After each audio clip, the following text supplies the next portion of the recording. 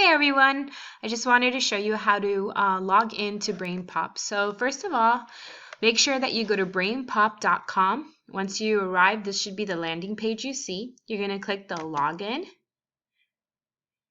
and the username is Mayport Sharks and the password is C of fish 2. Click login. And then you're going to go up here and you're going to search for the BrainPOP that you need to do. The one that you need to do today is water supply.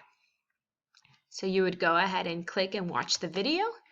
And after you watch the video and take some good notes, you'll go back to Teams to answer some questions. I hope this has been helpful. If you need some more help, please do not hesitate to reach out via email.